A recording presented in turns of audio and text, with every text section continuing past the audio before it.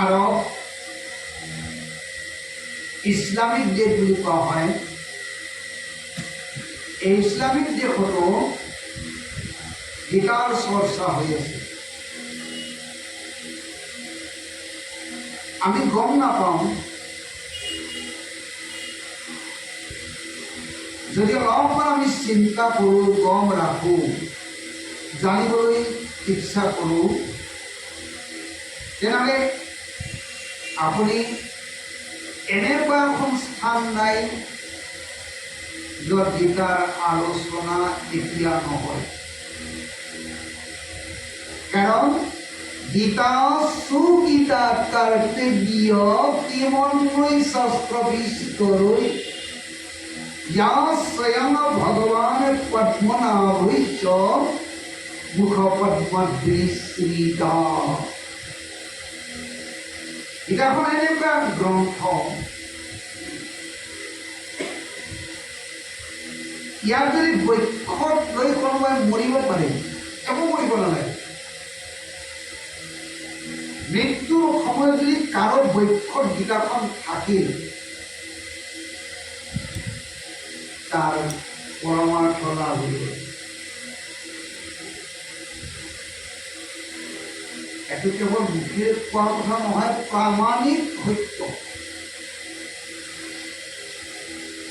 কিন্তু দুৰ্ভাগ্য আমাৰ এইটোৱেই, যদি জীৱনত কোনোদিন কোনো কালে এই শাস্ত্ৰখনৰ সম্বন্ধ নকৰে, মৃত্যুত বক্ষ দিলেও সি ৰাখিব নোৱাৰে। এইটো নহয়। মৰাৰ সময়ত যদি কাৰোবাই তাৰ বক্ষত গীতাখন দিয়ে, দিয়াৰ লগে তাৰ চেন্স আহিব যে মই এইটো ৰাখিব নোৱাৰোঁ, হাতেৰে উলিয়াই দিব। এই প্ৰমাণ পাইছোঁ। আপুনিও প্ৰমাণ চাব পাৰে। যদি জীৱনত কোনোদিন তাৰ কোনো সংস্কাৰ নাই, তেনে গীতাই তাৰ পৰমাৰ্থ দিবা খুজিলেও সি গ্ৰহণ কৰিব নোৱাৰে। আমি ইয়াত লিখিছোঁ, গীতা সৰ্বশাস্ত্ৰ শিৰোমণি। এই শব্দটোৰ লগত আমি আজি অলপমান দিগদৰ্শন কৰাৰ ইচ্ছা কৰিছোঁ। তাৰ আগতে আমি আপোনালোকৰ ওচৰত ভাবাবলৈ কৈছোঁ, আচলতে আমি কেনেকুৱা গীতাৰ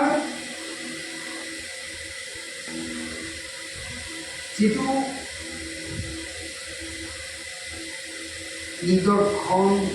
দৰ্শন, সেই দৰ্শনৰ ভিতৰত প্ৰৱেশ কৰিবলৈ আমাৰ শক্তিও নাই, সামৰ্থ্যও নাই। কাৰণ গীতা সম্বন্ধে কৈছে, কৃষ্ণ জানাতি বৈ সম্যক কুন্তিসুত ফলম ব্যাসপুত্ৰ যজ্ঞবল্ক মৈথিল্য। ব্যাসপুত্ৰ সুখদেৱ, যজ্ঞবল্ক ঋষি আৰ মিথিলাৰ ৰাজা জনক এই স্থানজনে সম্যকভাৱে জানে, আৰু কৃষ্ণ সমস্ত জানে। এওঁলোকৰ নিচিনা গীতাৰ আচৰণ কৰা লোক লক্ষ লক্ষৰ ভিতৰতো এজন নিমিলে। মনুষ্যানাং সহস্ৰেষু কশ্চিৎ সিদ্ধায়ে যততাং সিদ্ধানামপি কশ্চিৎ মাং বেত্তি তত্ততঃ। সহস্ৰ সহস্ৰ মানুহৰ ভিতৰত একজন কশ্চিৎ, তাৰমানে নিশ্চিত নহয়, কশ্চিৎ একজন সিদ্ধ পুৰুষ পাওয়া যায়।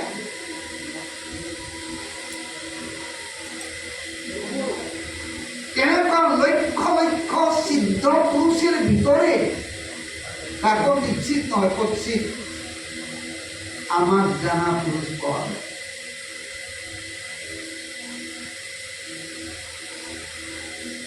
গীতাৰ ভগৱানক জানিবলৈ কিমান কঠিন অধ্যায় গীতা শাস্ত্ৰ।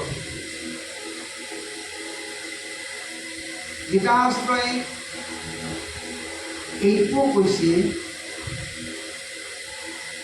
যিজন একেবাৰে অজ্ঞ সেইজনেও মোক জানিব পাৰিব যদি মন যুক্ত হৈ থাকে। আজি আমি আপোনালোকৰ ইয়াত গীতা জনা বহুত কেইজন ইয়াত আছে। যোৱাকালি আমি মণ্ডলীত কৰিছিলোঁ, তাত ভালেকেইজন ভক্ত বৈষ্ণৱ সন্ত শিৰোমণি তেওঁলোকেও গীতা সুন্দৰ বক্তৃতা দিছে। আমি আপোনালোকক বুজাব অহা নাই, আমি আপোনালোকক সহযোগিতা কৰিব আহিছোঁ। গীতাখন কিয় লাগে এইটো বুজোৱাৰ কথা নাই, এটা এৱাৰনেছ প্ৰগ্ৰেম, এটা জাগৰণ আনিব লাগে। কিয় লাগে আৰু কেনেকুৱা মনোভাৱ লৈ আপোনালোকৰ ওচৰত আহিছোঁ। যদি কওঁতে কোনো দোষ ত্ৰুটি অপসিদ্ধান্ত আহি যায় তে জানিব মোৰ অজ্ঞতাৰ কাৰণে আহিব। তাৰ কাৰণে মই প্ৰথমতে ক্ষমা চাইছোঁ। আৰু এতিয়া আমি আগবাঢ়িছোঁ প্ৰথম শব্দটো সৰ্বশাস্ত্ৰ কিয় হ'ল।